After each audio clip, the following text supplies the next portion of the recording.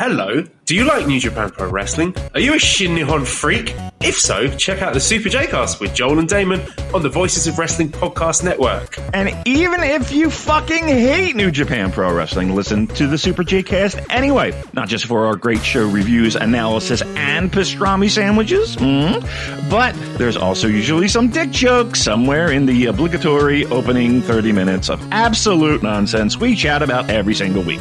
That's the Super J-Cast for all the best talk about New Japan Pro Wrestling, crisps, and pornography. Hi, my name is Tyler Fornes, and I am the co-host of The Good, The Bad, and The Hungee here on the Voice of Wrestling Podcasting Network.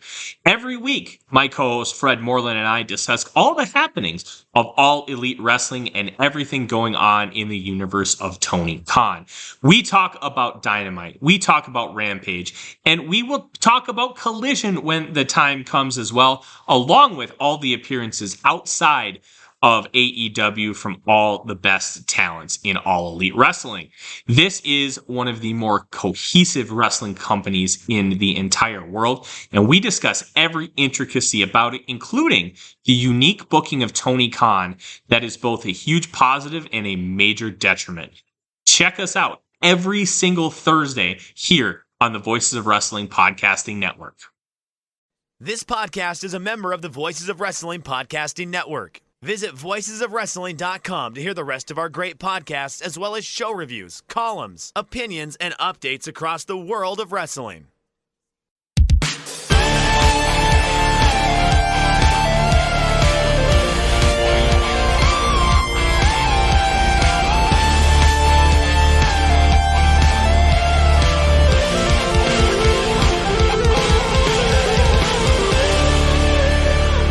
Welcome back to the bloodiest episode ever of The Good, The Bad, and The Hungee here on the Voices of Wrestling Podcasting Network. I'm your host, Tyler Fornes.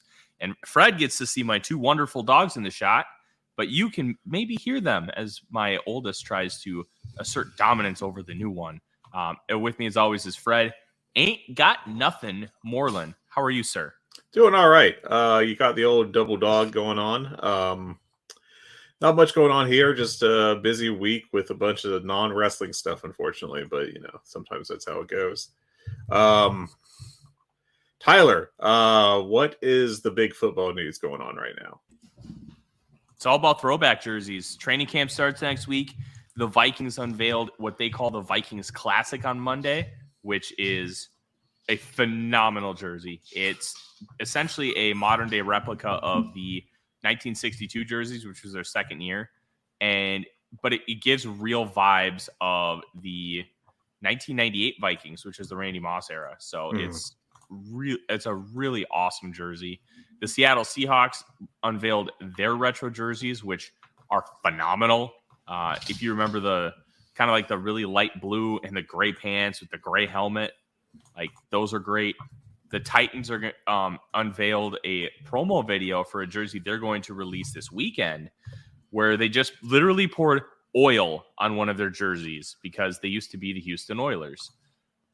And then you have the Indianapolis Colts, who just released a shitty version of a Canadian tuxedo. Yeah, we got to talk about that Colts one because you just had me watch that. It's awful. Buddy.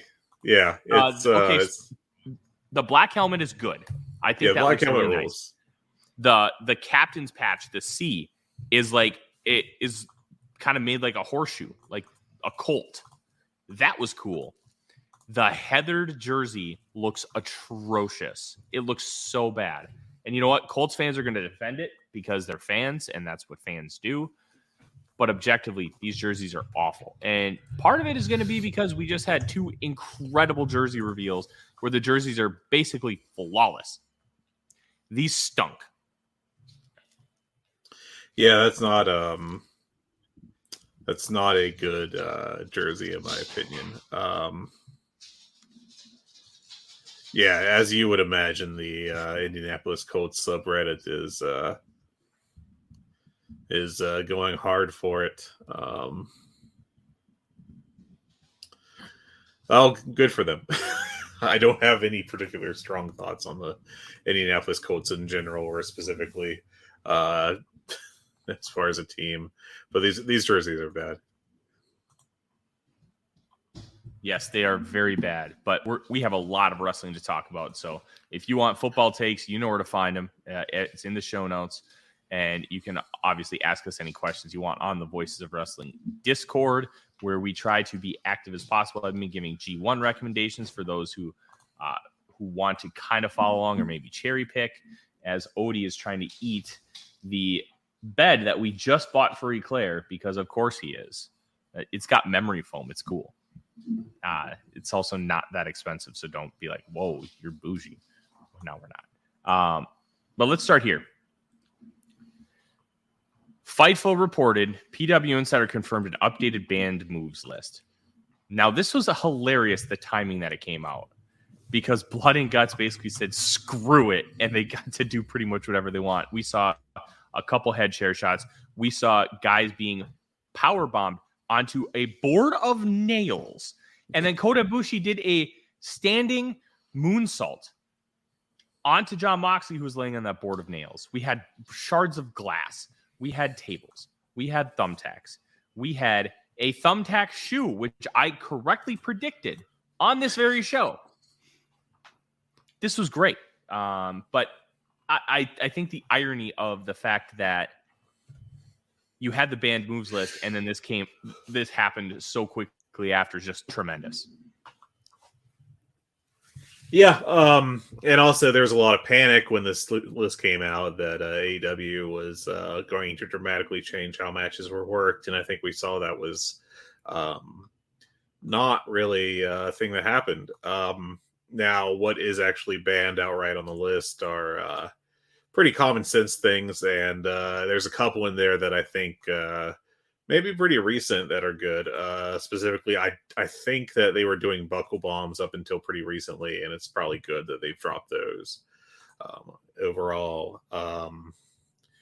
And also just common sense stuff like no blood in the crowd, or no seizure or fencing cells. Granted, when that happened, the highest profile, it was in response to someone breaking their arm and trying to buy themselves time so they could get together to finish a match. So, you do the best you can in just like 5 seconds of thought. But yeah, I think this is really not going to be a major thing going forward. I think a lot of people, it's kind of like an ink blot test. A lot of people are going to read into this what they want to. But yeah, this got some attention, and I really do think it's more, very, very light news than anything else, to be honest. Yeah, I'm with you. This is really a nothing burger. Every company has this list. Every company utilizes it in different ways. For WWE, it is a no. For AEW, there's the no, and then there's stuff you need to get approved. But I almost guarantee you, in the right context, Tony Khan would approve some of the no things. And to me, it feels like a PR gimmick more than this is bad for the wrestling company moving forward. And I just think it's a nothing burger. I really do. Yeah, it just very much seems like pretty basic stuff. It kind of makes me wonder, do you think this was leaked by AEW on purpose to kind of respond to some, recent criticisms, particularly of the seizure cell that Danielson did after or during the Forbidden Door match? Or do you think that it's just something that just happened to come out?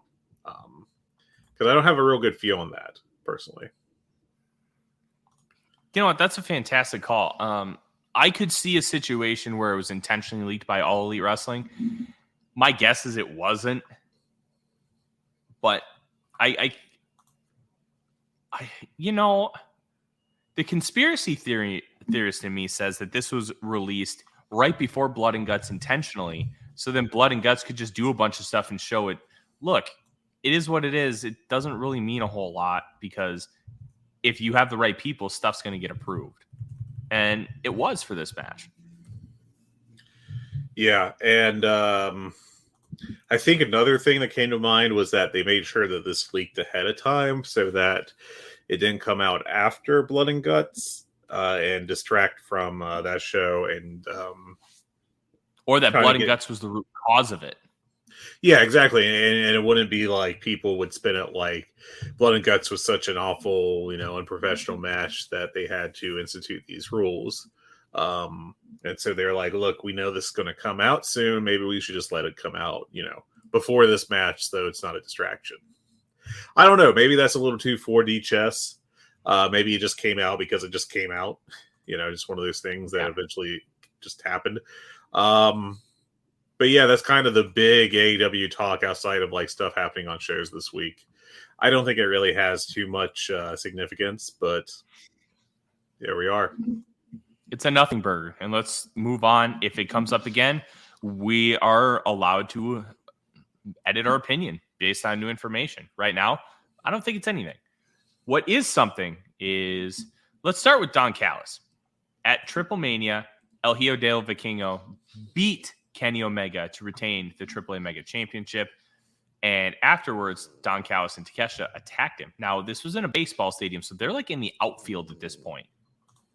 As that attack is going on, Callis is doing a shtick, and he gets jumped. Initially, it was stopped by a fan, but it turns out it was a cameraman who was not informed that this angle was going to happen.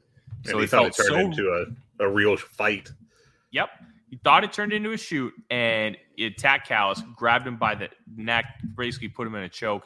Callis was treated for some minor injuries, and he ended up on Dynamite tonight, so that's obviously a good thing. But what a mess AAA is. They're not just a mess from a booking perspective. They're a mess from a strategic and cohesiveness standpoint. How does somebody who's going to be a photographer for the angle not understand that an angle is going to happen? 2, not understand what an angle looks like in professional wrestling. And 3, how do they not know that there's going to be an angle happening? So just in case it starts to feel really real, like the infamous NWO, when they like throwing Rey Mysterio into the side of the trailer and the actual authorities got called. Like, you remember that? Yeah. Like, how do you not have those kind of conversations with the people who are going to be covering your event? I'm going to be honest. We'll go into this as well because it ties into it. Rey Fenix has stepped away from AAA, vacating his AAA championships, both the Latin American and Cruiserweight title. He won the Cruiserweight title in June of 2022 and never defended it. And the Latin American. They're two different championships that he won at the same time. And then he won them at the same time. My bad. Just put him completely on ice. That's my understanding. Now, going back to the Callis thing, apparently it was not the person. I'm reading Cubs Fan, his Lucha blog right now. Apparently, the guy that tackled Callis was described to him as an ex-security person who hadn't been smartened up. So I think that's a little different than the cameraman story that kind of was the second wave of reporting. And somehow, I honestly, granted, I have been pretty busy this week and haven't spent a lot of time following the news super closely, but I haven't seen like a third wave of people adjusting to this information. So maybe that's underreported, but that is apparently what happened, that it was just a guy that was not on the, up to date, and thought he had to intercede, if you will. Yeah. It's AAA. Sometimes, like, they used to be a fun bad promotion where you knew it was just going to be a bunch of shit, but you had a damn good time. It was like going to an awful Chinese buffet or Golden Corral, and the food's not great quality, but you're going to enjoy your time there, and the food's going to taste good. So it really doesn't matter. Well, it's like one of those restaurants having a downturn in staffing, and then the food just becomes even more subpar. Like, that's kind of where AAA is at right now. It used to be Triple Mania was a must-watch every year. Now, if there's a good match, I'll check it out. Like, maybe the Apuestas match that's now a 4-way, which really stinks. It should have just been LA Park versus Roosh, but we all understand how politics get into these things. Like, what's the point of watching this promotion at this point? There isn't one. Yeah, and on top of all that, we've also got the situation with Roosh's contract expiring too, reportedly with AEW. So there's a lot of speculation as to I don't think it's expired yet. I think it is soon.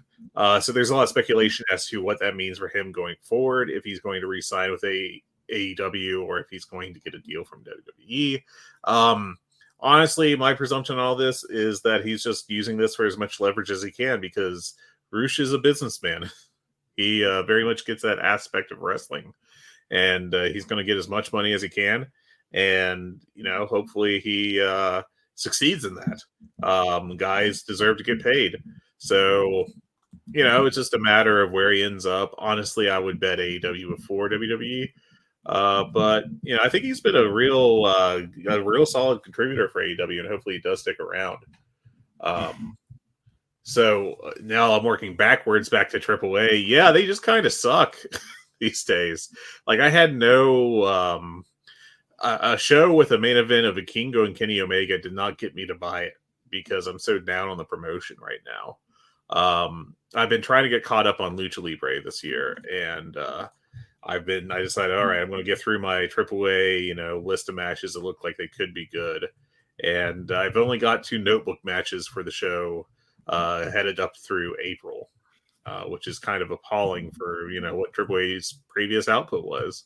But they've got such a great base of talent, and it just feels like they have no idea what to do with them. And so we keep getting stuff like early onset Alzheimer's Vampiro working matches.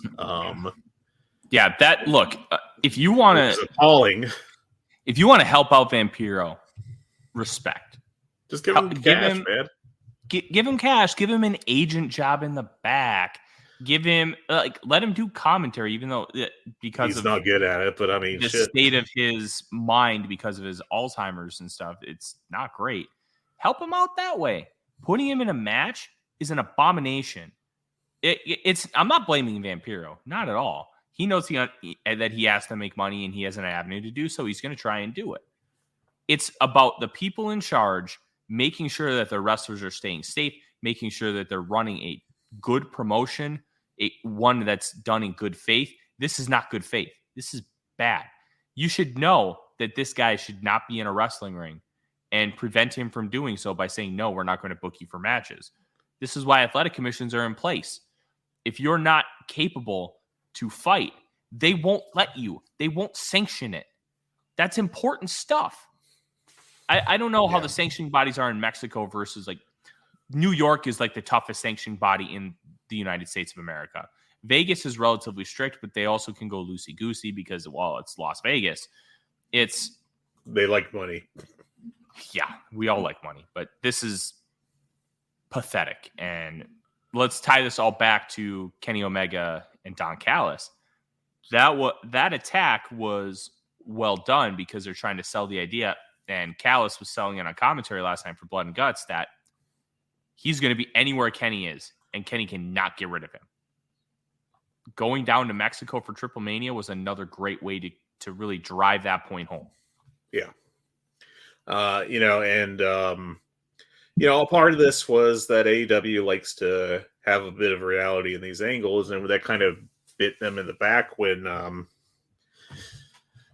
Callis got tackled. You try to make stuff look real and don't make sure everyone's smarting up, and then sometimes a guy feels like they have to tackle someone to stop an apparent fight. But yeah,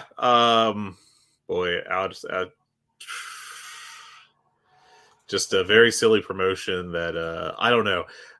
They're in the clubhouse right now for me as the leader and worst promotion of the year. I don't think you can really vote for WWE for that for this year, given how hot they've been and successful, even if it's not my stuff. But AAA has just been such a mess. And yeah. Yeah, AAA is AAA. That's really all you can say. Yeah. Before Blood and Guts, Bryan Danielson tweeted out that he had surgery about 2 weeks ago. They put in a steel rod and 9 screws. Fred, I know you're not a surgeon, but you know more about the medical field than I do. So I'm going to ask you this question, and let me know if you can answer it. Do they take the screws out ever? Because I know, like, with some surgeries, they'll take out, like, a few screws in, like, an ankle. But this is 9 screws screwing in a rod in his forearm. I honestly don't know. A quick look, real quick. It looks like it's a sometimes but not always situation based off of like literally on the air Googling right now. I don't know. Sometimes it's removed, it looks like. Sometimes it's not. The reason I asked is because if it gets removed, then that's going to prolong the time that he's out. Yes. Knowing Danielson, he may not want it removed, and you just may say, "Yeah, screw it, let's fight." And that's going to kind of tie into how we talk about blood and guts too. Yeah. And now going the other way, if you leave it in, obviously the immediate recovery time is lessened, but there's always an infection risk when you have things like screws put in your body if they stay in. So I don't know. I found out about this literally 20 minutes before we started the show. So like I completely missed this tweet yesterday. So, watching Blood and Guts and my wife's like, "Hey, where's Bryan Danielson?" I'm like, "Yeah, he's injured, I think." And completely missed the whole announcement that he had surgery. So if they are removed, I don't think it'd add like a lot of time on, probably a couple weeks, probably, I'm guessing. But that's a guess rather than informed information. So yeah, let's continue to move on. There's a lot we have to talk about. Rush's contract is expiring in the near future. He's already working for leverage to get the best offer he can because he's a professional wrestler and he is Rush. Yes. Hell yeah. I talked about that a little bit during the AAA block, but man, he likes to get that leverage. He's a smart guy when it comes to this. You know what would be one of the smartest things Tony Khan could ever do? Keep Rush, get him on an exclusive deal, and have him run Rush versus LA Park, mask versus hair, at a big stadium in Mexico. That would be smart. That does open up a whole lot of issues about, first of all, not only poaching what obviously AAA has been kind of tiptoeing around doing for years now. There's a reason why it hasn't been done, though. It's all political crap. Yeah, there's big politics involved between LA Park and Rush, and getting their paydays and all that stuff. And do they really want to lose their mask or lose in this match? It's very very old school wrestling in a sense. Plus, he added in AAA to put together shows like he does, and then turn around and spend his whole podcast blasting AEW. That's just something, man. It wouldn't be me if I was putting on shitty shows. But yeah,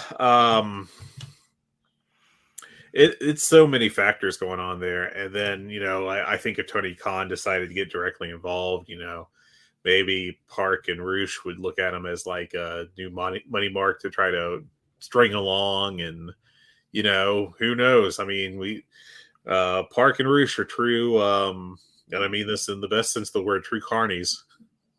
They know how to work it like it's like the Bruiser Brody back in the 80s.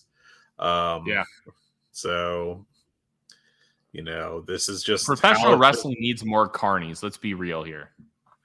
You could argue that, given that it is also getting in the way of what would easily be the biggest match in Mexico possible these days, and has been for several years. But they're also taking care of their own business. So, Absolutely. Ian Riccaboni signed a new multi-year deal with AEW. This was known for a while, and it was officially reported a few days ago by Fightful. He will announce on both AEW and ROH shows. We had an inkling that he was going to be the one replacing Kevin Kelly on Collision when he was overseas in Japan, but we didn't know for sure that this was going to be a normal thing until this past Saturday when Riccaboni was on the call for Collision, because Kevin Kelly is obviously calling the Grade 1 Climax. This is awesome because Riccaboni is arguably the best in the business. You could make a real argument he's the best of all time in the play-by-play spot.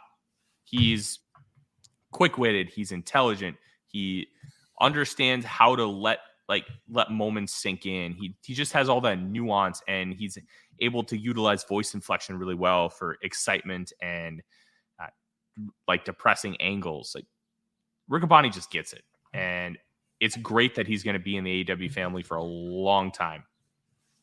Yeah, and he's only been the lead announcer for Ring of Honor for 7 years, which when you consider the length of careers of Kevin Kelly, and I mean Excalibur's been doing this for at least twice as long, if not longer, for PWG, and of course Tony Schiavone and Jim Ross have been around forever. For Ian to be as good as he is at this relatively young age is very impressive. But yeah, you could definitely make the argument that he's one of the best going right now, or is the best going right now.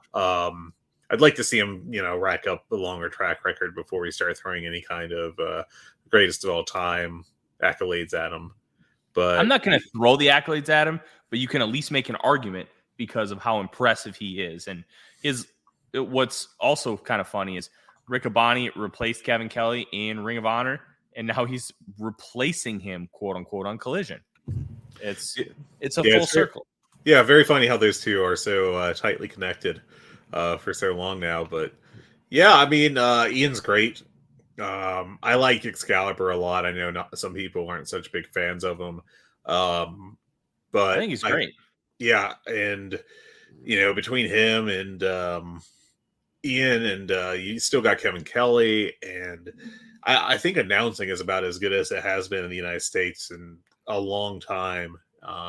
Chris Charlton, just like English language announcing, I guess, instead of in the United States. But Chris Charlton has gotten really good as a kind of Mike Tenay type. The 1B to Kevin Kelly's 1A for New Japan.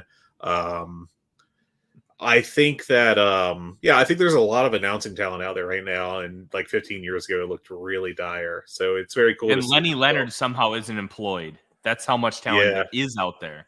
Yeah. Outside of he's doing the AAA shows, right? That's a good question. I am not watching AAA anymore. I think we already established that. But if he is, that's at least him doing something. Yeah. I know Larry Dallas has been doing AAA. Larry Dallas is who I'm thinking of. Yeah, Lenny Leonard, I think, is pretty much inactive, which is a shame. But yeah, I mean, there's just a lot of talent out there, and Kevin Gill isn't doing GCW anymore, so that's good too. Thank God. Dave Prazak's actually not bad. Yeah, Prazak's always been solid. So I do want to point this out as we're talking about announcers. Did you catch Excalibur last night during the middle of Blood and Guts reading a Shark Week Red Cross promo? Sure did. And Excalibur is becoming self-aware of when he's having to read these promos. They look at him like, really? And it's like, yeah, I just read that. Yeah. Just so great. Yeah, that was very funny. My wife would actually, as soon as he started it, she was like, is this a Red Cross spot in the middle of Blood and Guts? I was like, yes, it is. It extremely is. Oh, that's funny. But yeah, that was a definite, this is extremely weird, but I like it kind of moment. Mm-hmm. All right. Moving forward. Something we did not know last week when we were talking about all the talent that hadn't been appearing on Dynamite and Rampage is that Madison Rayne is hoping to be cleared soon. She broke her foot in April. Yeah. And that at least explains that. But even so, she's office. So if she doesn't wrestle, it's really not that big of a deal in comparison to some of the other talents that were on that list. And that list was bad faith anyways. So yeah. It is what it is. I had fun making fun of the list, but yeah, it was a very silly list that was not seriously put together at all. Shame that they couldn't go with her as the first choice for Blood and Guts, though. Yeah. So one thing that was really cool on Collision, and I love how Tony Khan starts integrating everything into AEW canon. The presenter of the Owen Hart Memorial Cup tournament was Jushin Thunder Liger, who teamed with Owen Hart in New Japan Pro Wrestling, and I think in Calgary as well, and Stampede Wrestling, which was run by Owen's late father, Stu Hart. That's really cool. Yeah. But it's just like, it's Liger. He came out in full Power Ranger gear, and he's just Liger. He rules. It's a shame that he's done wrestling, but I do appreciate that he quit while he was still able to do 5-star matches. Yeah. Or sorry, 4-star matches. Like quitting while you're still at a high level, I have a lot of respect for somebody who's willing to do that. Yeah, he couldn't do it very often, but he still had a little bit of juice left, which is right about the right time to make that call. He had a nice retirement stretch too, with all those callback matches and everything. So that was all cool to see. But yeah, I mean, it was cool to see him up there. He was barely featured at all, so you know, you could argue you'd like to see more out of Jushin Liger appearance in the North America, since it was Canada. But frankly, you know, it's always cool to see him, so can't complain. Yeah. All right. One more piece of news, and then we're going to get into a lot of AEW discussion. Stardom's Utami Hayashishita debuts in Ring of Honor later tonight on the July 20th episode. And Fred, the go-home episode of ROH television has only 6 matches. It's like a real TV show. Hallelujah. And I will say this, something that happened after Dynamite last night, as far as the Death Before Dishonor pay-per-view. Claudio Castagnoli, after PAC walked out on Blood and Guts, challenged him to the match at Death Before Dishonor for the ROH World title. They have wrestled 3 times before. PWG, I think it was either ROH or Chikara, and then NXT. So they will be wrestling, and then PAC, as he accepts the match, says, oh, by the way, Blackpool is a shithole. Just, it's perfect because he's from England. Yeah. So he would know. Yeah, It's exactly. great stuff. PAC rules. Yeah. We'll get to that a little bit more. But yeah, we actually have matches announced for this card. Which a stunning move in show promotion, never before seen. But yeah, we'll get to that card in a little bit. But it's cool that they got Utami coming over. She's one of the top performers in Stardom right now, just really good. And I don't know, I like that main event for the show. I'm going to be out of town, unfortunately, but I'm going to have to watch that when I get back to TV. And sounds like it should be. Go ahead. I will say, if you did not get a chance to watch, I believe it was the June match. I don't know if it was the 5-star Grand Prix or not. It was Hayashishita versus Shuri, where they went the time limit, and then they both wanted more time, and then it ended in a draw, a referee stoppage draw. That match was fantastic. High recommend you go out of your way to watch it if you have never. Those women beat the ever-living shit out of each other. If you drop that into G1, it would fit right in. Yeah. Those two always have great matches, so I have yet to get to that one, sadly, but I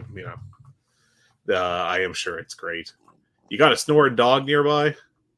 I do. I'll send you a picture because I have both dogs cuddled up right next to me. Odie is a lot less jealous than I thought because Eclair is a 6-year-old that we just adopted Monday night. And they're doing really well. But yeah, they are both cuddled up right on my leg. And she just had Nair surgery. So like French bulldogs, when you have a smush face, they can struggle to breathe because the opening of their airways is not very big. Well, when they get these dogs, they give them that surgery to open it up so they can, because when the soft palate grows as they get older, it becomes even more narrow. Okay, those are very cute right now, in particular. Dogs are good. Wonderful. Doggos are good. And you know what else is good this week? The AEW. Let's talk about it. And I want to start here. Big picture thoughts with Collision. Fred, I'm really starting to worry about Collision and Dynamite being so incredibly different. It feels like we're watching 2 separate promotions, and the cohesiveness is just being lost in translation between the two. I don't necessarily think it's a bad thing for Collision to feel different. I actually love that. but it feels like we're watching two completely different companies at this point while I'm watching these shows. I think that is a problem, and I'm starting to get a little bit concerned. I kind of see what you're saying. I honestly haven't been concerned about it personally, just because, the shows are good. And frankly, it kind of makes sense to not have one of the worst things I think WWE ever did was, whenever they would insist on these brand splits and then, as soon as possible, stop doing them because they felt the desperate need to have their top stars on both shows to prop up their TV ratings artificially. There was a several year period where SmackDown just became like Raw Junior. And, I think that's something that they definitely want to avoid with Collision. I think the show's quality have been pretty damn good in general so far. But I do think that it's very interesting how the Collision crew has been so seemingly small so far for the run of the TV show, that so few people are really getting featured on that show, and they are not coming over from Dynamite at all. So I do think that's interesting. I don't think it's a problem. I think it's actually a kind of a sign of how strong AEW's roster is in terms of depth. And I think, if you're going to have like Ricky Starks turn heel as he did on Collision, then it's best to have that be a major part of one of your two big TV shows, rather than, have it kind of bouncing around in the mid card in both. There's pluses and minuses. The vibes of the shows are very different. I do like that. And I like it better than the alternative of everything having the same feel like you do kind of get with WWE and their television shows. So let me rephrase my point, Fred. Okay, because sure, yeah. I think I may have misconstrued what my brain was thinking, because you said you don't think it's a problem. I don't necessarily think it's a problem yet, but Okay. I'm starting to see a trend where I believe it's going to become a problem, kind of like the snowball effect. Okay. It's slowly starting to become one, and it's becoming even more noticeable for me. To me, that's the problem. Okay. And I want to see more cohesiveness. I want to see more crossover, because it feels like we're watching two separate brands. It feels like 2004 SmackDown and Raw. And that, those Paul Heyman, Eric Bischoff running the shows, and it was completely different rosters, completely different products. There's not enough crossover right now between the two for me to consider, hey, these are actually the same company. And to me, that's worrisome. Yes, we did have FTR appear on Dynamite, but that's going to be a Collision match with MJF and Adam Cole. We have not seen the Elite once on Collision. That's the core of what this company is. It's all Elite Wrestling. We haven't even seen the Blackpool Combat Club on Collision. And albeit that's because of some stuff that's going on with the Elite, and that's those are programmed, but I want to see more crossover. I want it to be a full, somewhat full roster for both shows, and I just don't think we're getting that. To me, that's what's really frustrating. And the presentation, I like that the presentation is different, but how the matches are structured, how the talent is being utilized on these shows, I think that's more of the problem for me, where I feel like this is two completely different companies at this point. And we're a month in, so a lot can change. But I will say we do get to Victory Lap that we were pretty much spot on as far as what the television ratings would be. Around 580, 600,000 and a 0.2 in the demo. That's the settle point now. So we can Victory Lap the hell out of that. Yeah, But sure seems to be the settle point. I'm just concerned with the long-term vision of what Collision is, that it's going to be too different and we're going to feel like it's completely different companies.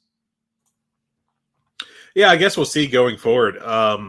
I do think that they could use a little more crossover from Dynamite to Collision and vice versa.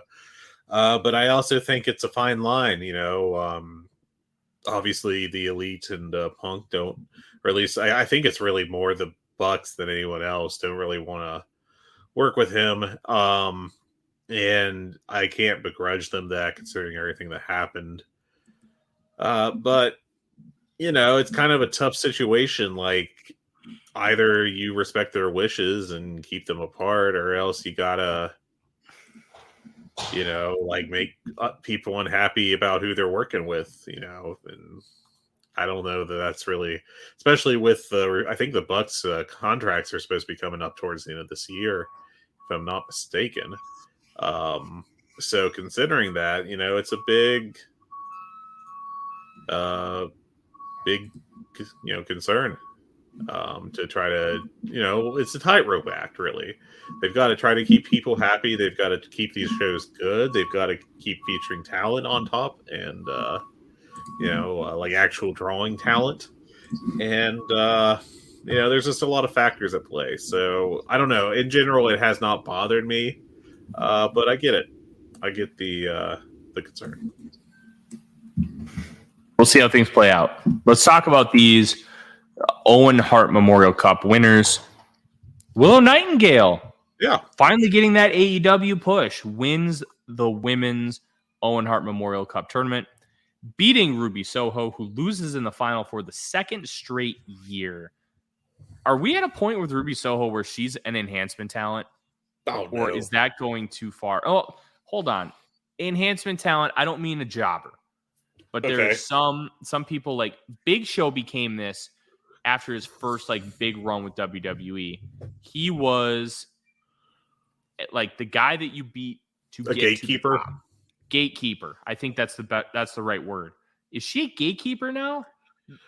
I mean, wasn't she kind of always? I don't think there was ever, maybe briefly after she first came in, but outside of that, I don't think anyone has really slotted her as a top 4 in the division. I've always felt like Britt's been above her. I've always felt like Jamie Hayter and Toni Storm have been above her.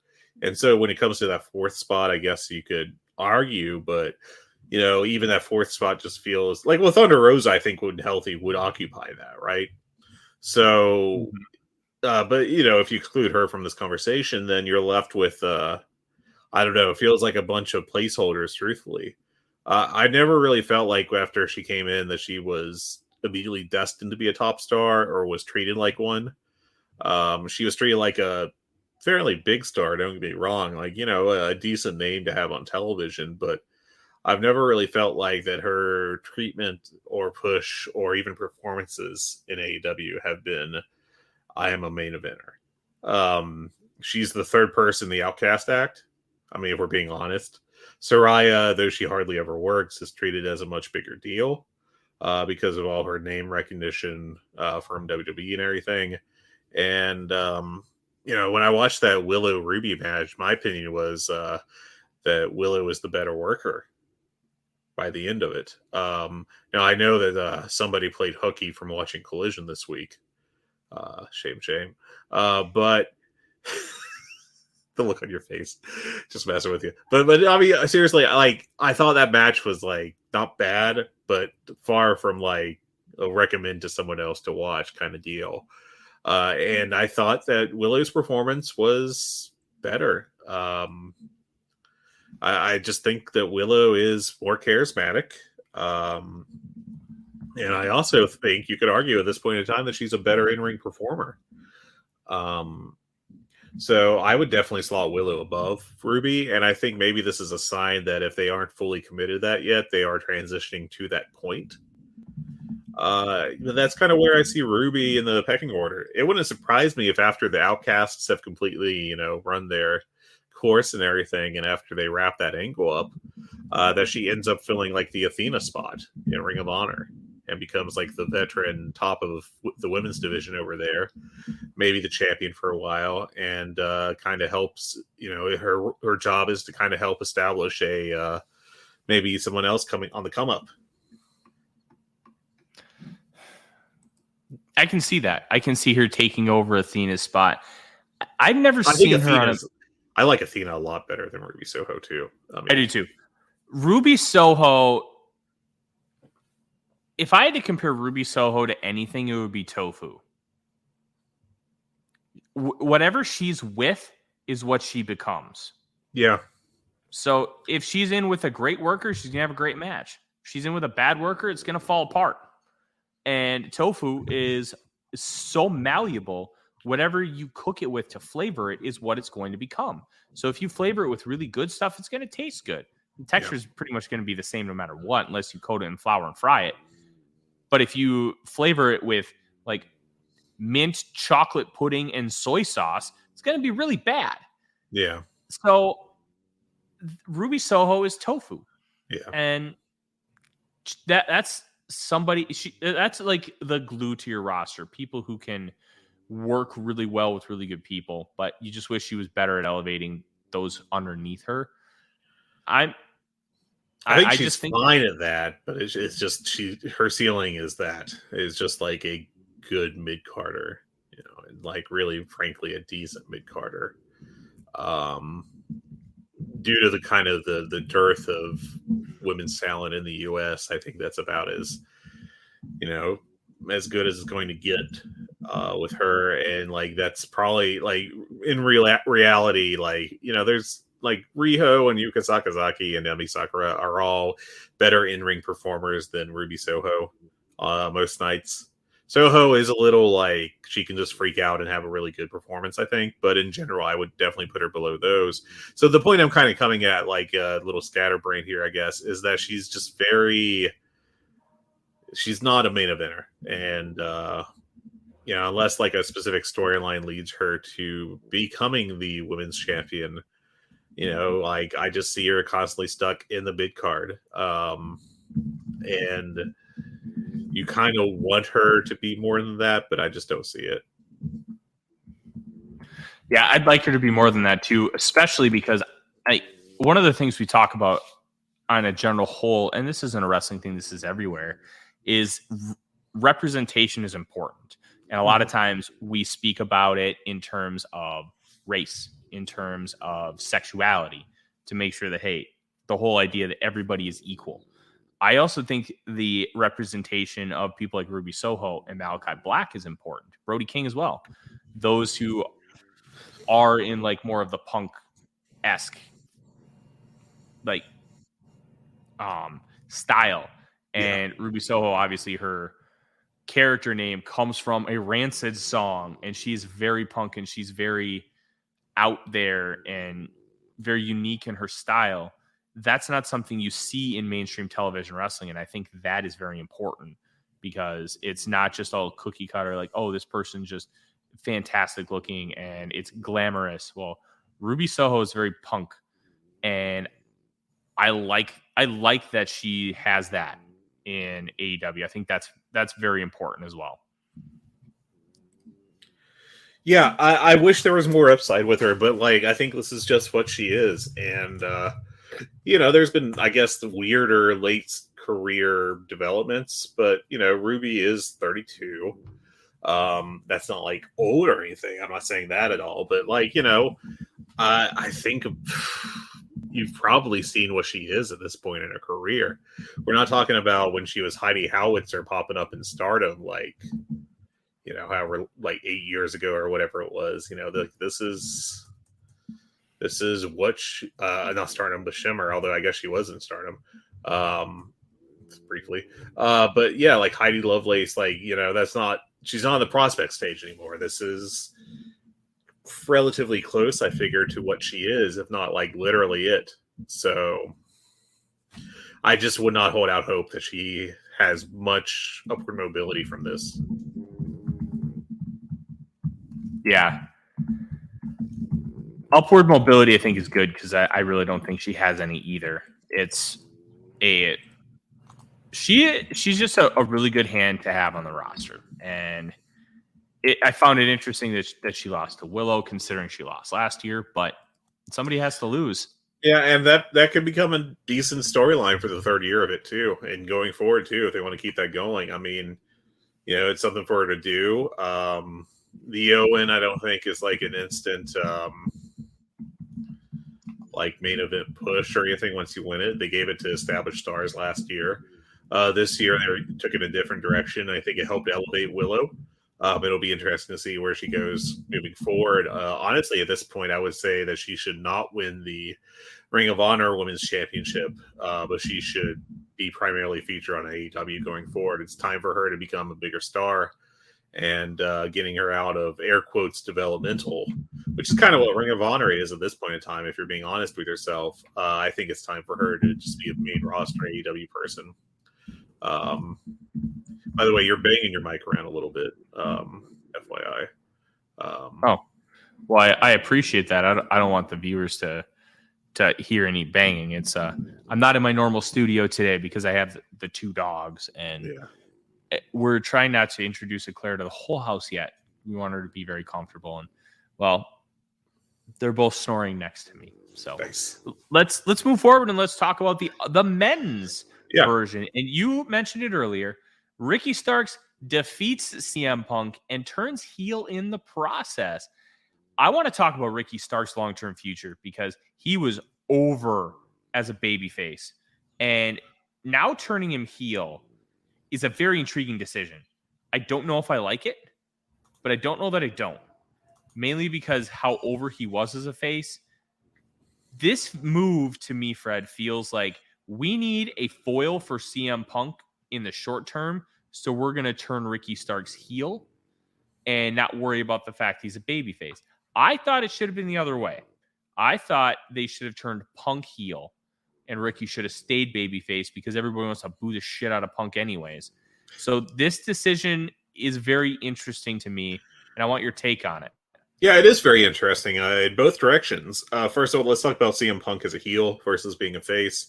It's pretty. I think this really made it obvious that AEW really wants CM Punk to be a babyface, and they arguably are really working against the crowds here to try to make this happen.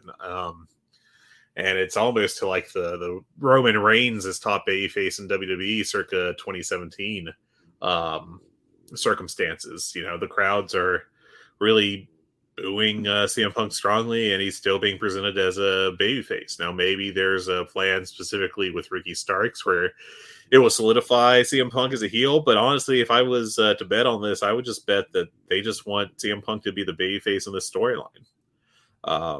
That there were reports when he came back that he actually pitched to AEW him being a heel upon return, thinking that it would play well with most of the responses he'd be getting beyond the Chicago debut. And frankly, that I think has been proven to be a correct read on the situation. The guy is getting a lot of heat in most places. There's been a couple Canadian towns he's been in that have been behind him. But for the most part, he's been a pretty big, getting big reaction. And he's always getting big reactions either way. But he's been getting big heel reactions when he comes out. And what's also interesting about this is that Ricky Starks feels like he just turned face. Granted, it's been months now, but it feels like he really did not accomplish much as a babyface. So I think that kind of aids with making it feel like it hasn't been that long of a time period. So when you add those factors together, and the fact that AEW does not usually have people swing back and forth in their booking, they do not do rapid fire turns at all. When people turn, it's usually after a long period, and it's a big deal when it happens.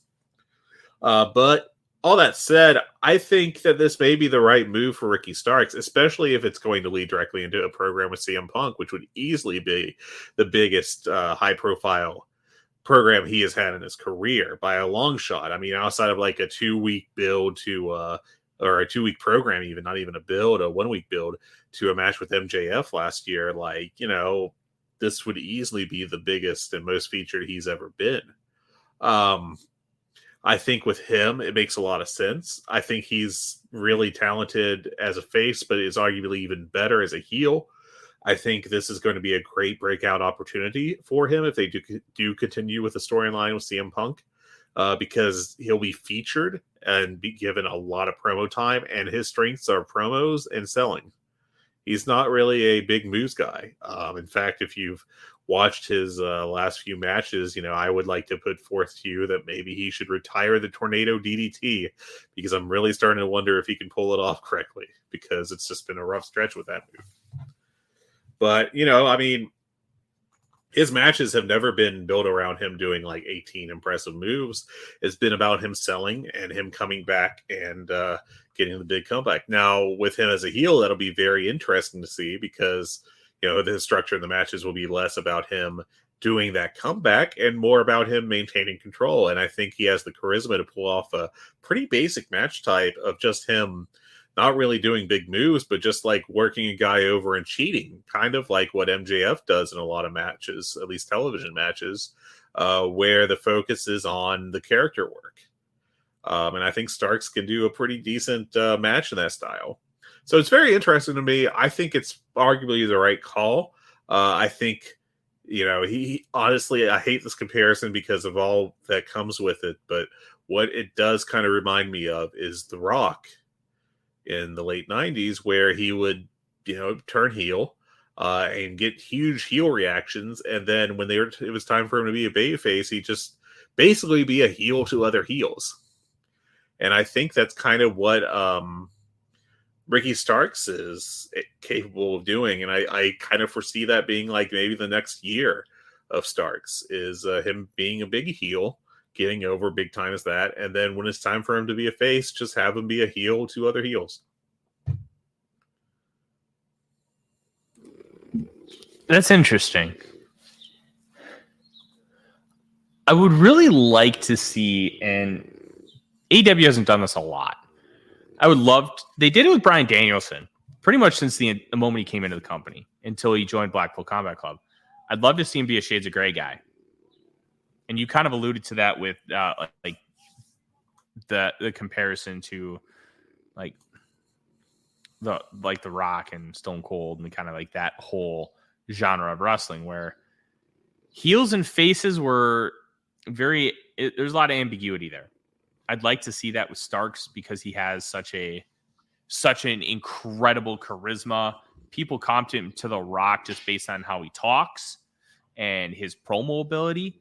I'd like to see the real shades of gray there. Not like, oh, CM Punk just wants to get booed by everybody. He wants that visceral reaction.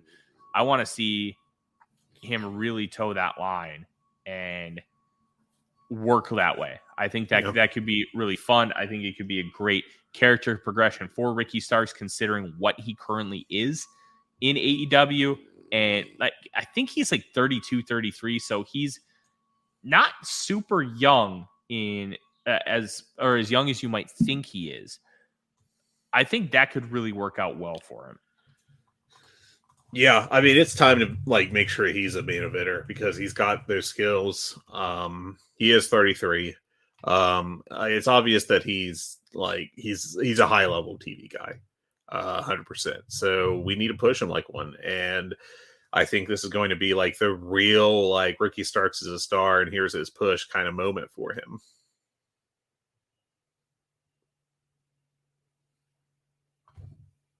What did you think about Starks getting the win over Punk in a general sense? We talked about it last week. I thought it would be good to give him the rub. What did you think about him actually getting the win? Did you like it? I thought, for him to pull off this turn, I felt like it was a necessity. Because frankly, he's got to do something to become a heel, and the kind of thing that would establish him as a main event level heel is cheating out, a babyface that he had previously been friends with that was a high level babyface. And, turning heel on CM Punk's a lot more effective than turning heel on, Brian Pillman Jr., just to kick a guy when he's down, I guess. I think this was a very logical build to this position. I do think that there's still some complaints to be had about, Joe and Punk specifically. I still think that was a bit of a dropped ball right there with how they handled it and the direction they decided to take and everything. But, I think this was really good booking for Ricky Starks to kind of establish him in this role. That's a really good way to phrase it. In this role and establishing him. Yeah. Because it's not always about like just getting the win on a guy. It's about doing it at the right time and serving, the long-term storyline plans of it. Ricky Starks has to, like if Ricky Starks just beat CM Punk as a babyface and they did a double babyface match and had the good old handshake afterwards, that could have worked for him, establishing him as a main eventer going forward. But frankly, I would expect that the show, that Collision, would be based around CM Punk moving forward. And then Starks would be like the number 2 babyface. And that's not as effective establishing a guy as a top star as it is making him the number 1 heel on this show. And, my feel is that's what they're doing, at least for the short term, to make him that number 1 guy, that number 1 heel. And, I think it's the good move. I think it's a good move too. Let's talk about the future of the tag team division. We're seemingly done with Bullet Club Gold. They beat FTR in the Eliminator match, and then they won the first fall, but lost the last 2 to FTR in a fantastic 2 out of 3 falls match that lasted the entire first hour and then some of AEW Collision. Now we have MJF and Adam Cole. They finally hit the double clothesline on Daniel Garcia. MJF gets the pin. Immediately off the double clothesline. Yeah. Look, the vignettes stink. The backstage interactions are good. It's so over with the crowd. This may be one of the most over things in the history of All Elite Wrestling, this tag team. And I'm really not overstating it. These guys are over. The mashup theme on the Blood and Guts Dynamite was tremendous. The matching gear, some of it's over the top, and I think that needs to continue to be reined in. But the fans love it. And they end up beating Daniel Garcia and Sammy Guevara. And now they take on FTR at Collision. I think they're going to win. And I think they're going to drop the belts at Wembley. And then MJF is going to take on Adam Cole at All Out. Now, if you remember at the end of that match, Adam Cole grabs MJF's title belt as he's celebrating. He's going to give it to him, but he stares at it. And it kind of increased the tension. They got over it. But that's a seed planted for when that turn eventually happens. Do you think they're going to win this match? Boy, it's a really interesting one, isn't it? Honestly, I could see it going either way, so I don't have a real good feel for it. They could win the titles and have a brief run on top with them.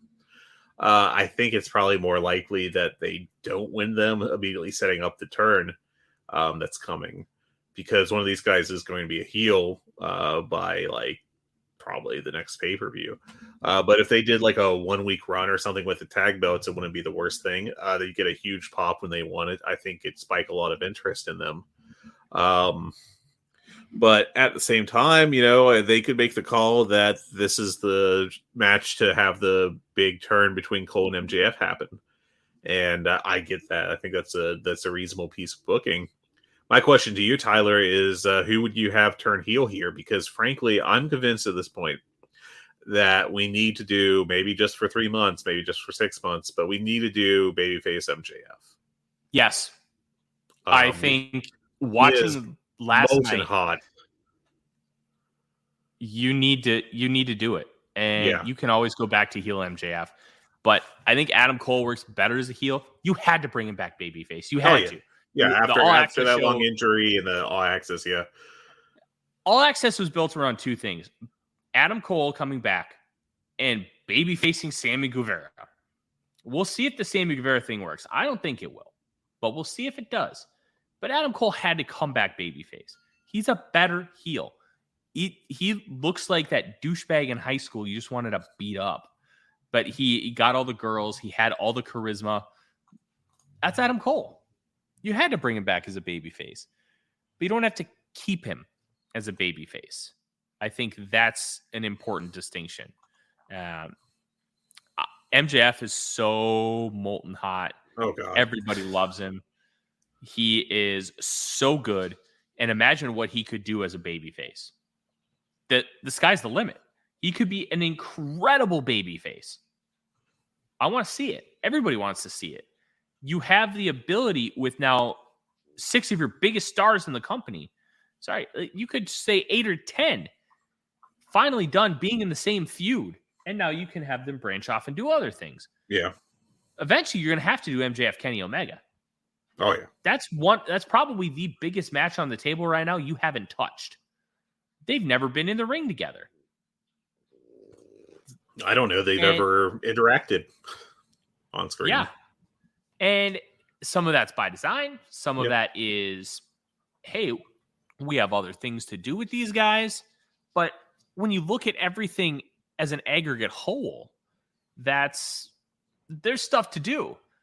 MJF going babyface opens up the door for a lot of different things. And you don't have to keep him babyface. You can have him be babyface for a little bit, turn him heel soon. You're not entering Big Show territory.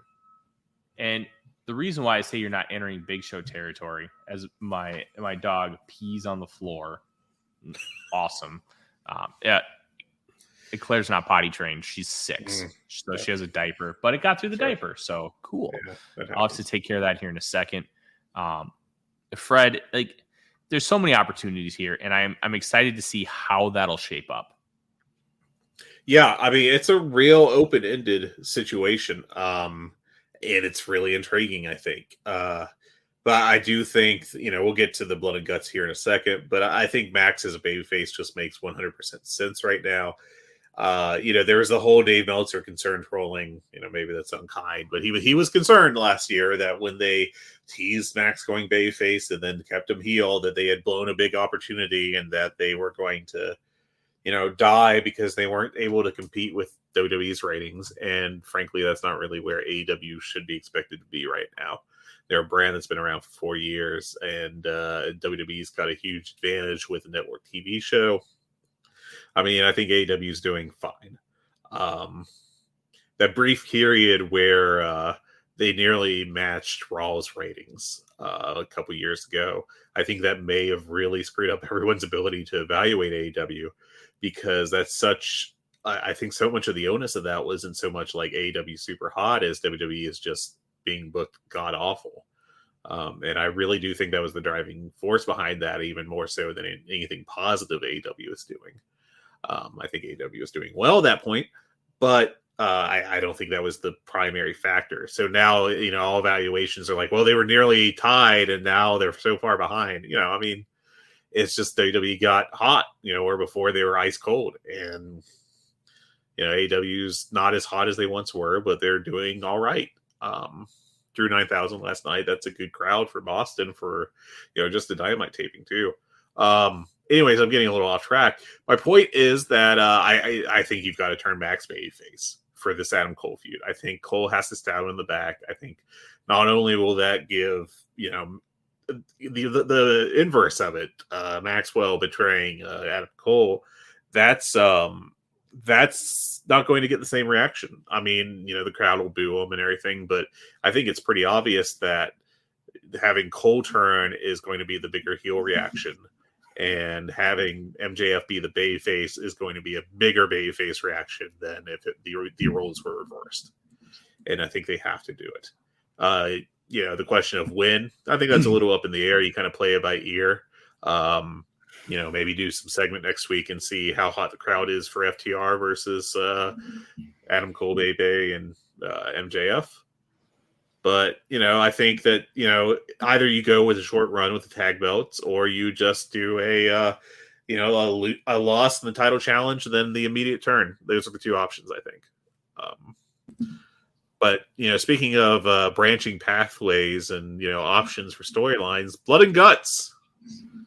We're finally getting to the big match of the week. And BCC is in such an interesting position right now. They really are. We could go move by move. That would take us an hour. Longer than the match itself, I think. Let's kind of talk about this. I really thought the phrasing of this was interesting. The match doesn't start until everybody's in the ring. That's not true.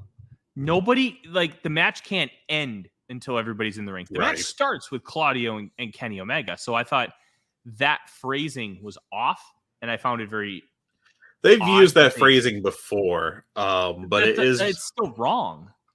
It is very interesting. It's funny because on Cage Match, I'm not saying it's right or wrong, but I'm just saying what they have listed as the length of the match is 23 minutes. And I think that's because of you can't finish the match until it starts, and it doesn't really start until everyone's in the ring.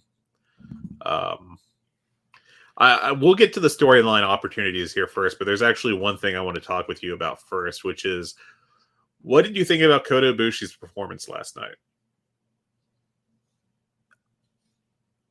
Because this is his debut in AEW. First, he's been seen really in a major American promotion or event, I guess I should say, since the original All In.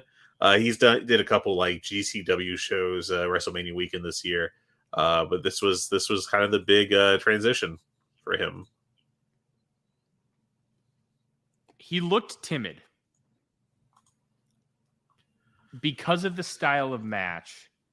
I wonder if he really wanted to work stiff, and if he was it was awkward for him because it's such a different match.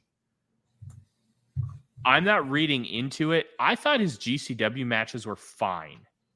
He looked rusty, but he didn't look bad. I gave the Janela one 4 stars. It went too long, but it was also Joey Janela's spring break, and he wanted, to have the big match. Okay, that's fine. I get that. Yeah. I'm not going to penalize. I thought it was a well-worked match that was like 15 minutes too long, but I still went 4.25 on it. Maybe I was just excited to see Ibushi, but still, that's where I went. Yeah, and it's Joey Janela's spring break. It's his. Joey Janela loves doing his long matches with his hand-picked opponents. Yeah. And you know what? He books a great show. He deserves to book himself a great match. I'm not even going to complain because the rest of the card was really good. I'm not super concerned about Ibushi being washed as everybody else seems to be in our office Slack. I want to see him step up in more of a singles environment, in an environment he's more comfortable. You could tell he wasn't super comfortable in GCW. I didn't think he looked comfortable at all in Blood and Guts. No. But I think by the end, he started to. Like, he did the standing moonsault on Moxley when Moxley was on the board of nails.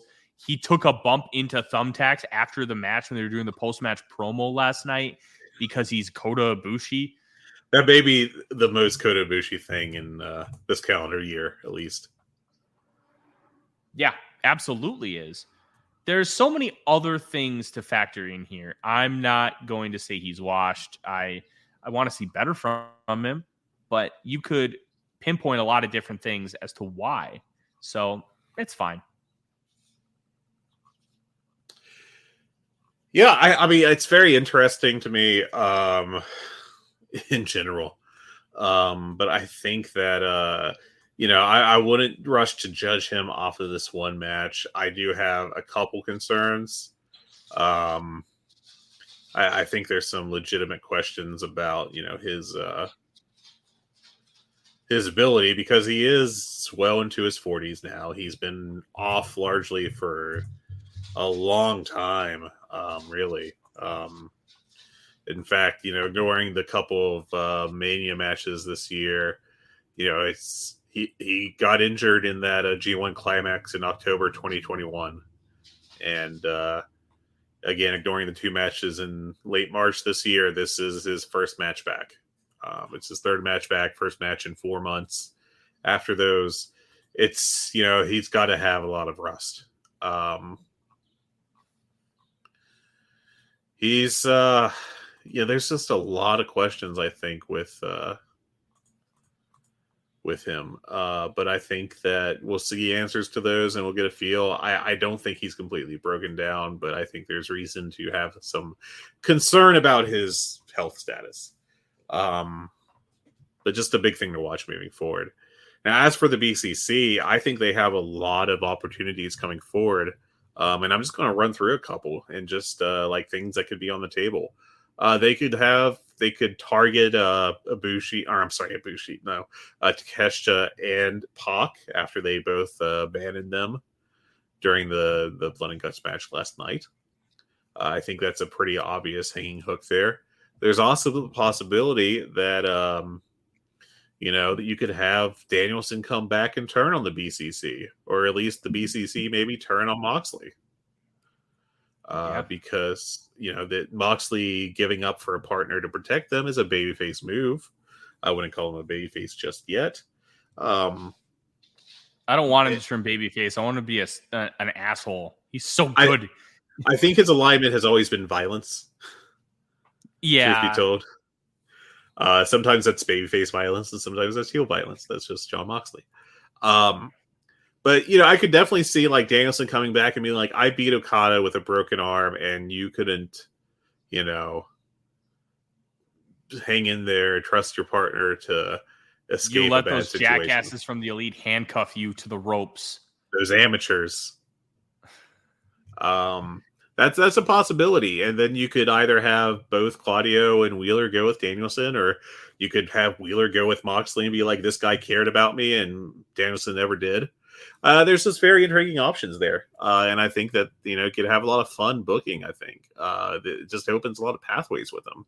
They could just completely go away from these things and go after, I don't know, House of Black, which, still has those trios championships that were supposed to be a big deal and then have been on ice for 2 months until this week's Collision, I think it is. And still haven't had a major storyline since the House of Black won it. I don't know, man. It's a interesting time for them, and I think that you can do some really cool stuff with them. And like you said earlier, it does free up like all these top card guys from this big storyline, which I think has been a success. But it did, tie them up in this certain storyline, and now they're all free, and you can do a lot with them, and it provides a lot of really intriguing avenues for both sides there. But I think there's even more interesting ways to take the Blackpool Combat Club, and I think that's a really exciting aspect at the end of this match. The one intriguing thing here that we haven't talked about yet with the Blackpool Combat Club and their future, how does Eddie Kingston play in? Kingston, he obviously could tie into this right away because he would not have abandoned Moxley. Yeah, no matter what, like they were planting seeds everywhere, especially in that 10-man tag it Forbidden Door. Moxley got pushed out of the double super kick from the Young Bucks by Kingston because Kingston is still like Moxley's his boy, and they grew up in the wrestling together. Like, that element, you could have Kingston almost save Moxley again, and I think that element's intriguing. But I want to wait a while until we get some real BCC like evolution or distrust, or because we have Danielson out. Wait till he comes back, figure it out.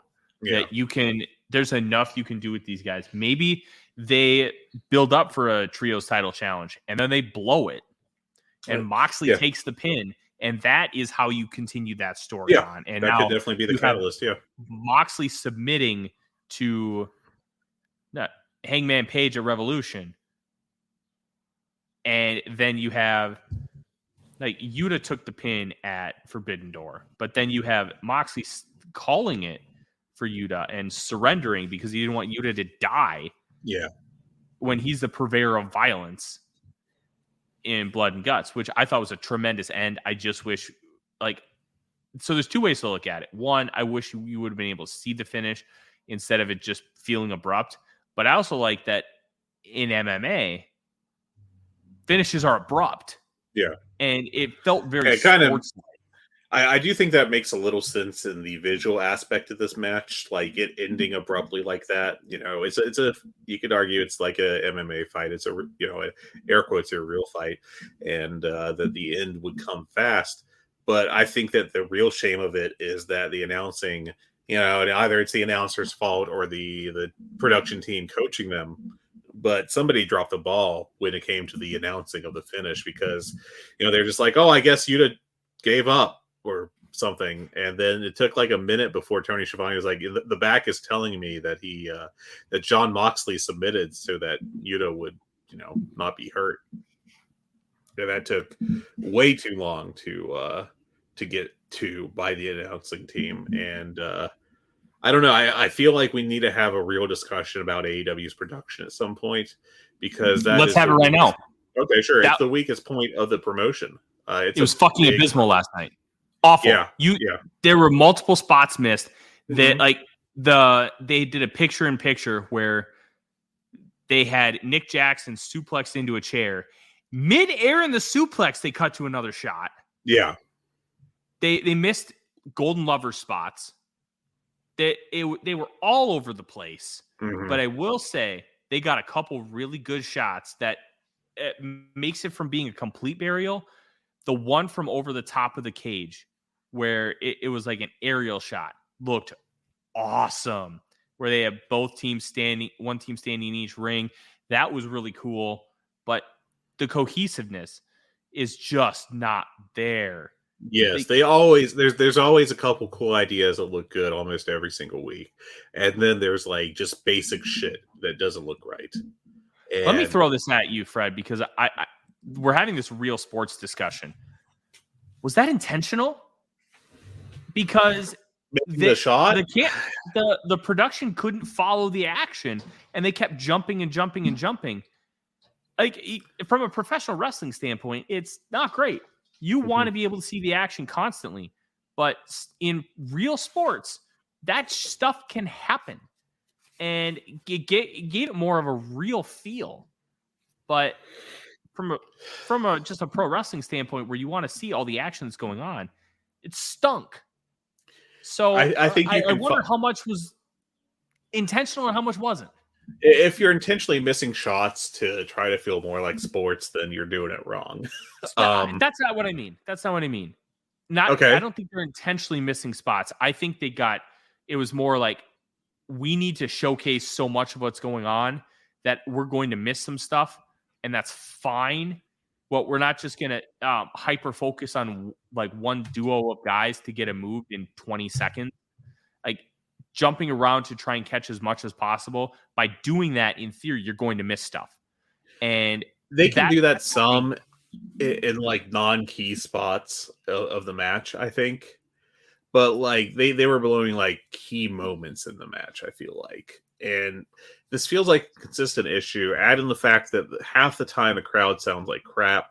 And like I genuinely do not know if this is an issue with specifically YouTube TV, which is what I watch with, or if it's a AEW-wide issue. But when Dynamite starts, I have to turn up the volume on my TV by like 25 notches from whatever else was before it, just for it to be audible. And it's maddening. I can't handle it, but every week I have to go from like a 20 to like a 50 for to really be able to catch like all the aspects of the audio of the show with the crowd and everything.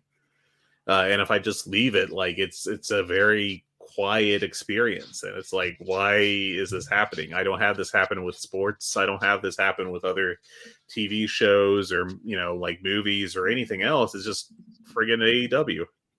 Other wrestling shows I don't have to do this for. I don't know why it's like this, and I don't know if it's like just the YouTube TV thing or what, but it's just every week I have to like make sure I have the remote for when the AEW show starts so that I can pump up the volume to be able to hear shit.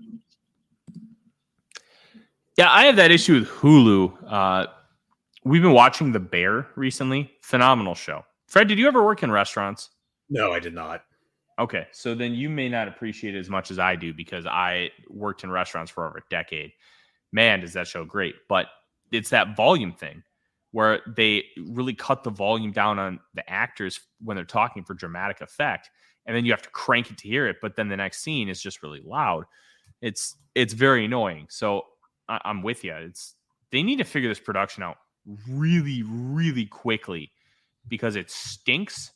And it used to be like, it's never been perfect, but it used to be kind of a nice change of pace from WWE Now it's, I mean, you have the WWE executive producer came in as Odie starts barking at Eclair because he wants to play. They need to figure this production out. But we could spend hours talking about it. I think we need to talk about the Elite. The Golden Elite. Let's start with Kota Ibushi. We talked about him. What's his future? Kenny Omega said in the post-match promo that this will not be the last time Ibushi is in AEW. Do we get Golden Lovers? Do we get an Ibushi singles run? Do we get trios? What do you think happens with him moving forward? My biggest question is if he's going to be full-time or if this is just like a special appearance kind of a deal. I think it's important to note he did not get a graphic. Yeah, he has not received an All Elite graphic. That is very correct. So I don't know if we're going to see him on a weekly basis. And I think that's my biggest question right now. I don't know. I don't know what the plan is with him. I don't know what the deal is. Will he get like regular storylines, or will it just be a break glass in case of emergency for anything related to Kenny Omega / the Elite right now? I don't know. And I think that's, kind of, I don't have a feel for it. I don't think there's any real hints at this point in time as to what the plans are. And I'd love to have some information on that, but I think they're going to play it very secretive, and I just don't think there's a way around that.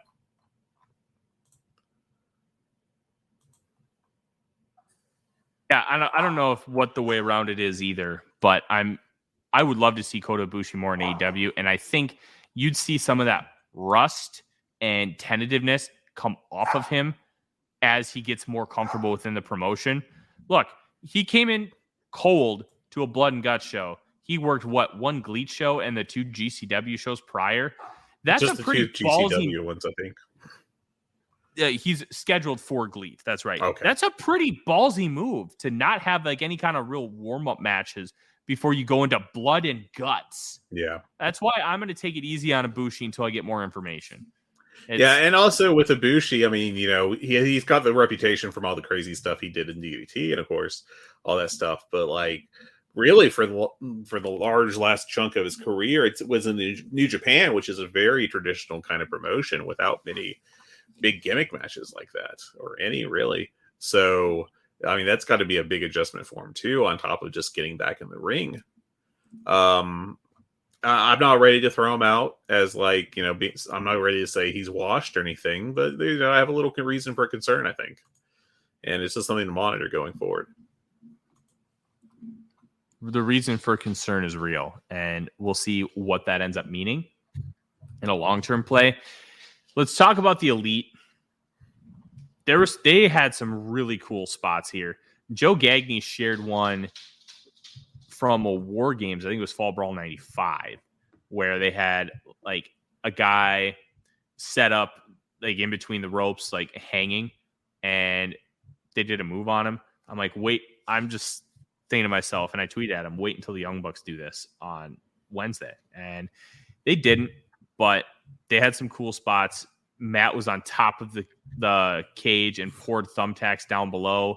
And then they got Claudio and PAC in on back body drops. That was cool.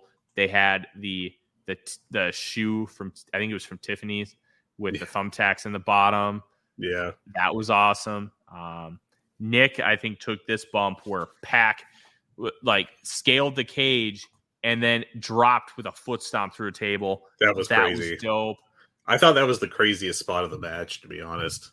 And it wasn't even that crazy in comparison to some of the other stuff. Omega, God bless Kenny Omega. That man does not need to take nail bumps, glass bumps. He had his hand stepped on as it's on a board of nails by Jon Moxley. He's fucking Kenny Omega, and he's doing all this stuff. God bless him. God bless him. Like, the man is true to the art, and it was awesome to see him really show that kind of display. Hangman Page was awesome. His interactions with Moxley are great. That, I think, is going to be a big generational feud in this company for a long time. I don't think they'll revisit it for probably another year or so when one of them has the belt. But this match encapsulated so much violence, so much raw emotion. and the spots were just awesome. I can't even name half of them. There were just so many cool ones. This was just fan-freaking-tastic. Oh, Kenny got a Snapdragon on PAC. And PAC landed on the top of his head. Did you see that? I did. It was a wild bump. PAC always takes these crazy bumps, and he did one here for sure. Yeah. This was an incredible match from the perspective of the Elite. And now with the Elite, where do they go from here, Fred? Because you have Kenny Omega is probably going to go feud with Takeshita and Don Callis. Do we get Golden Elite stuff because Chris Jericho's probably going to be with Don Callis now? Who, I'll be honest, as far as learning American television wrestling, is there a better person in this company that Takeshita could learn from than Chris Jericho? Not many. I do think that it's interesting to see where they go from here, because I don't think there's an immediate hook for them, and that's kind of unique. I actually think the hooks for the baby faces are less obvious than the heels or the BCC, I guess, depending on how you want to quantify them. Now, what I find very interesting right now is that AEW Twitter does not appear, I may have missed it, but they have not uploaded video or anything or acknowledged the after the match embrace between the Golden Elite and the BCC. So I think that's just kind of an interesting thing to pay attention to. It's interesting. I don't know where they go from here because there's not an obvious hook. They can always go after the tag belts. They have a long-term issue / situation with Adam Cole that hasn't been brought up since his return at all.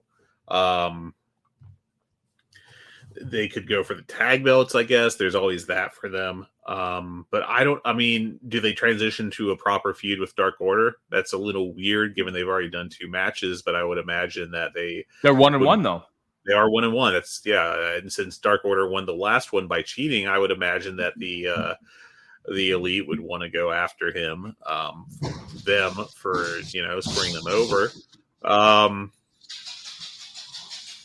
It's just there's a lot of questions there that I don't think has much in the way of a clear information. And I guess I'll say this. I think the Bucks FTR could be an all-out match. Yeah. Because then you have to sell 2 pay-per-views. And it did come out that there may be a package to buy both of them for a cheaper price. So if you sell them both for $85 instead of each singular for $50, saves the consumer $15, and AEW is guaranteed $85 up front. Considering they're making an $8 million gate for All In, I don't think they're super concerned with how much pay-per-view revenue it generates, because they've already $8 million. That's a lot of money. Yeah. If they drop down to 100 buys, which would be below their floor so far, I think they'll be all right. I'm not saying that they don't want to sell it. I'm saying but it's less pressure, lower I guess, than normal. Yeah. I think combining it with All Out, because I think All Out's the one you have to worry about as far as sales, even though I said they're not going to be worried about All In. It's all one, essentially an 8-day period. I think just if you can sell a total of 250,000 pay-per-views over the 2 weekends, that's a massive success. And I think you're very happy with that. Yeah. Now what I think is a possibility that I think would be interesting is and it's on the table. I don't know if we'll get there or not, but it's on the table, is if the Young Bucks, if MJF and Cole win the tag belts and then the Young Bucks challenge them, because it does tie into the issues with Adam Cole and the Young Bucks. it is entirely possible that the Bucks could go heel in the near future. I don't think there's like a clear driving force for that, but there's always the possibility, since they just finished a big storyline as baby faces, that they could always flip, I guess. But they could align themselves with Adam Cole and be the heels in a storyline with MJF. I don't know, with babyface MJF. This is completely fantasy booking at this point, but like it's just something that I see as a possibility when I stop and think. So what remains to be seen, if anything along those lines gets pursued. I'm definitely not guaranteeing that that's a likelihood at all, but could it happen? Yeah, possibly. That's kind of the intriguing nice part. I think. The nice part about this is expect the unexpected. There's so many directions this can go. And as great as the Elite versus BCC was, Fred, it tied up too many great talents to do just this, which is one of the reasons, in my opinion, why some of the other feuds in this company just felt off. It didn't feel up to par. Well, it's because you have all your best talents in this one mega feud, which ended up being great, by the way. But it leaves something to be desired for the rest of the company. I'm very intrigued to see how this evolves. Yeah, I mean, there's a lot of possibilities now that, you assume that all these guys are freed up, and there's a lot they can do with them. Some paths are a little clearer than others.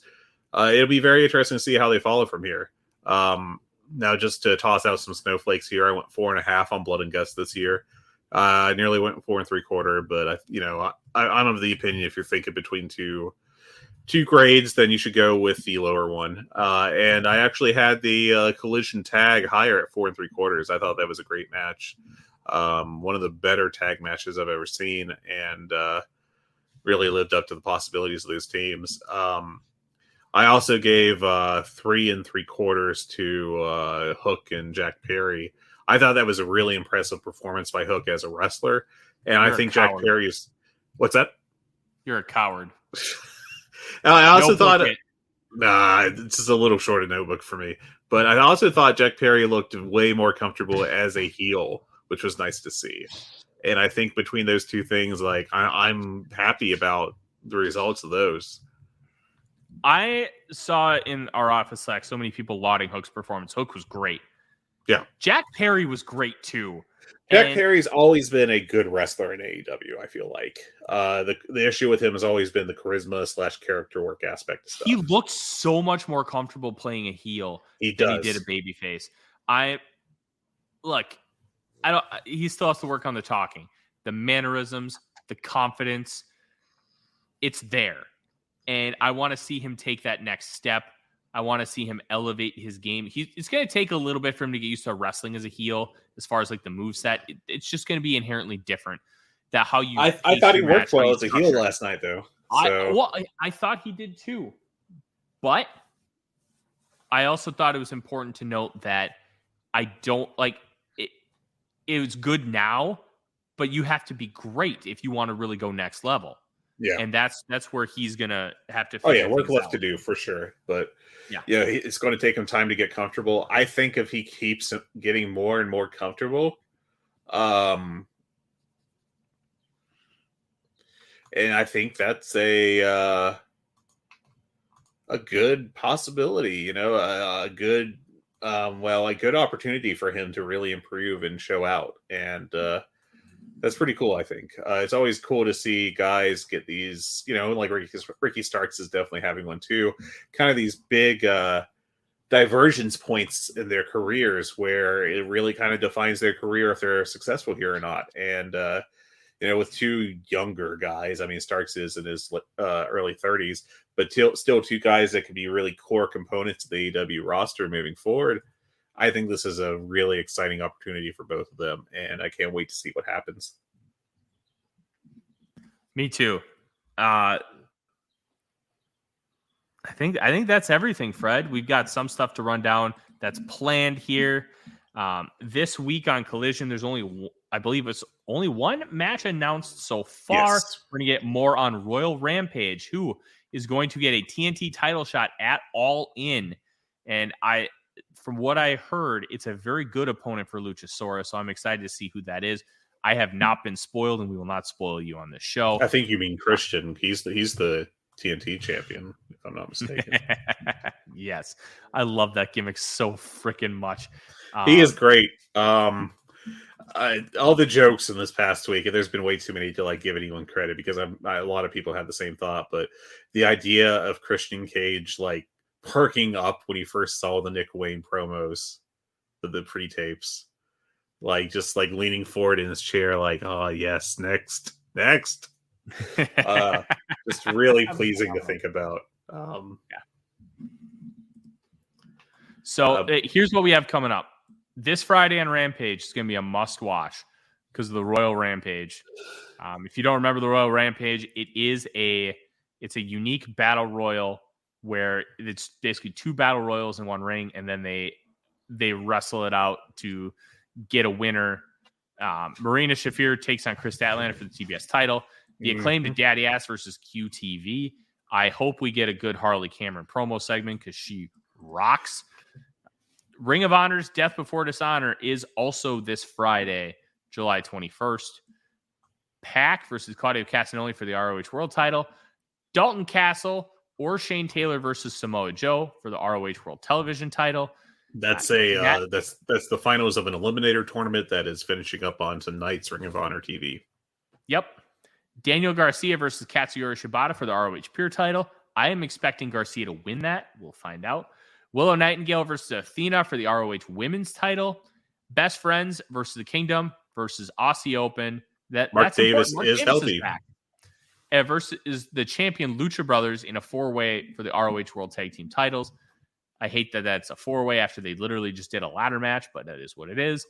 Collision has 1 match announced. We'll find out more on Royal Rampage. House of Black versus the Acclaimed Daddy Ass for the Trios titles, continuing that story that they want to give Badass Billy Gunn 1 more title before he retires.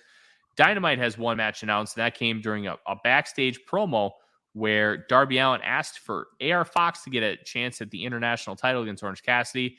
And Orange Cassidy's like, we're bros. Fine. And that's that.